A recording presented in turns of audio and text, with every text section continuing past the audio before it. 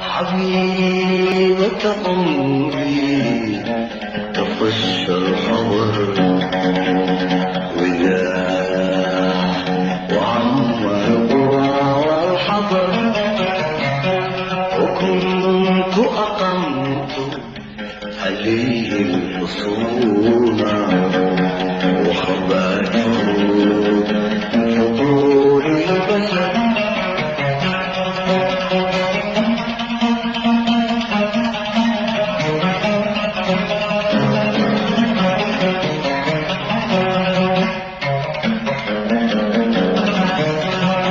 سمعت له من فؤادي مهاجا وزدته حبي المفضل، ومن نور عيني مسكت الدهر وشدته بنفسي،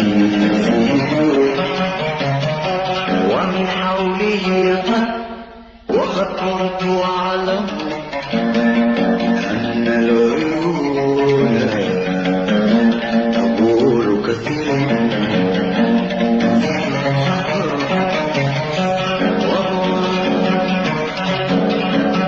تعلمتها كيف تطفئ توليه خلق سداد الحجر،